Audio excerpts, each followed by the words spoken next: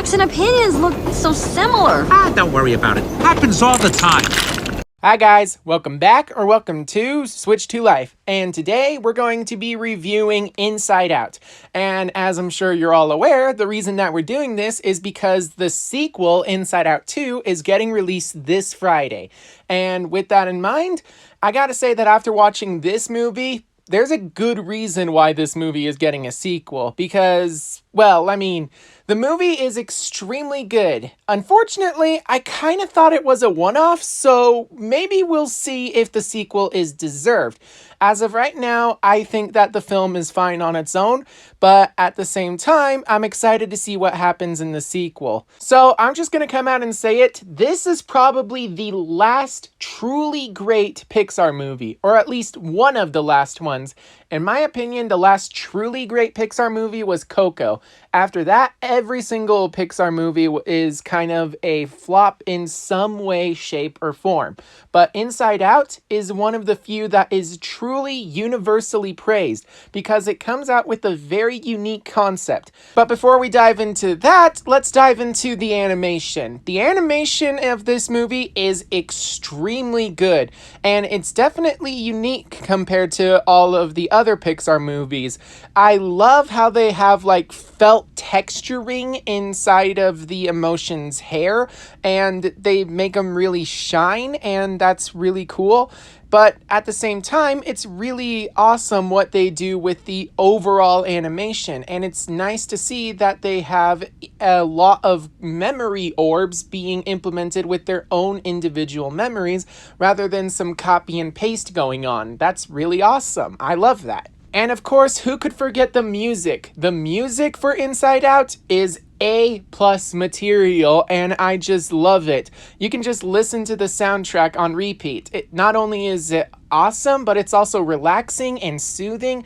And while the movie does get pretty tense, and with it the music, there's not really any point where the music is actually overtaking the story, and I really love that. Well, that is, except for one song. This again? Which brings up another point. The humor for this movie is really awesome. And yes, while it does sometimes rely more on the emotion side of humor, it's actually really funny what they do with this movie, and I honestly love it. I also really enjoyed the voice acting, especially when it came to the emotions. Joy, she definitely has a voice that screams optimistic and joyful. Sadness always seems kind of sober, and then fear is always like able to not only come across as calm and calculated, but at the same time, extremely fearful and extremely high-pitched, and I just love that. Disgust has this way of speaking like she's better than everyone, which really makes me extremely happy with her character. And then of course there's Anger and all of his rage yelling, and I just love it. What the heck is Who that? puts broccoli on pizza? That's it. I'm done. Congratulations, San Francisco. You've ruined pizza. First the Hawaiians, and now you. And who could forget the voice acting for the humans? I mean, while they're not really stand out, I love how they showcase every single one of those humans having actual emotions behind their voice rather than making them robotic, which is really awesome. Now, you're gonna have to take my word for it, but the world building behind the way the mind works is really awesome. But I can't go into details because that would be time consuming and we'd be here forever. I also can't just show you clips or I could get copyrighted, and I don't want that. So I'm gonna treat this like you guys have already seen the movie, so if you haven't, go and watch it on Disney Plus right now, or do it anyway in case you need a refresher. Obviously, Pixar is known as the studio that pulls at our emotions. Well, what happens when they actually introduce emotions with their own individual emotions? Enter Inside Out, which is basically just taking us inside the human brain and taking us to see what exactly makes us tick. What exactly makes it so that we actually have emotions? What gives us the emotions of joy, anger, fear, disgust, and sadness? And of course, in the sequel, they're going to introduce a lot more emotions, but there were actually 27 different emotions that were considered to be characters in this movie. And one of them was actually supposed to be a villain. But then again, after some rewriting, I really enjoy the film that we actually got because, in my opinion, this movie did not need a villain. In fact, it's way better without a villain because it's literally just shows the chaos of what can happen, how you have conflicting emotions trying to take over, and at the same time, not one single emotion is doing it out of selfishness. Every single time, emotions are trying to help you in their own individual way. And it can get extremely chaotic and at the same time, not helpful. I also really loved how they actually decided to make the console with buttons rather than just have the emotions speak into a microphone and have Riley just do what they say. Because it makes Riley a lot less robotic. It makes her her own individual person separate from her emotions, which is really good. And of course, who could forget the very lovable character Bing Bong? Bing Bong! What exactly are you supposed to be? You know, it's unclear. I'm mostly cotton candy, but shape-wise, I'm part cat, part elephant, part dolphin. Dolphin?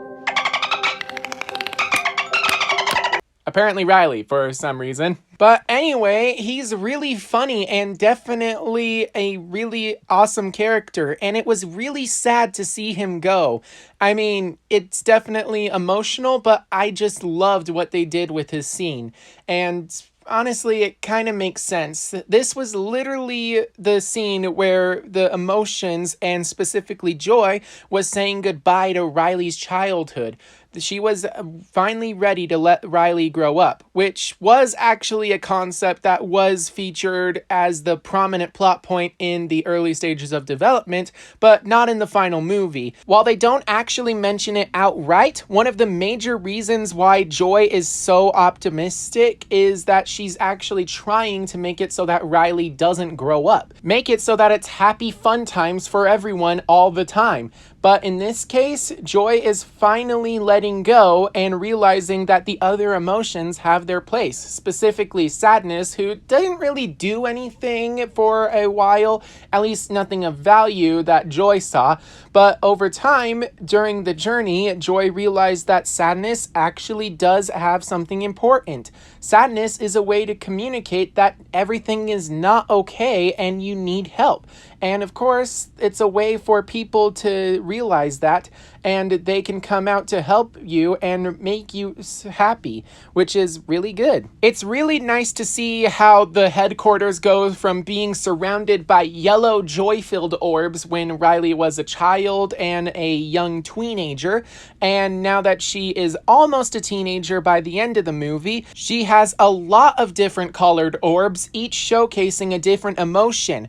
Joy is letting the other emotions have a hand at being the person in charge. She's letting them take over and making it so that Riley grows up as a person, and at the same time, while that does mean the joy is ending, it means that new joy can be found as Riley is growing up, and that's really awesome. And I really loved the overall message for this story, which is every single emotion has its place, and that does include sadness. When this movie came out, I thought that crying was a sign of weakness, and while that technically still is true, it's actually a sign of saying that you need help and that you're not feeling okay, and you need someone to come in and help you feel better. But it's not just that, it's the lesson that it's okay to not be okay. At the start of the movie, Joy is trying to keep Riley happy 24/7, 100% of the time, but that's just not realistic. You have to let the other emotions express themselves.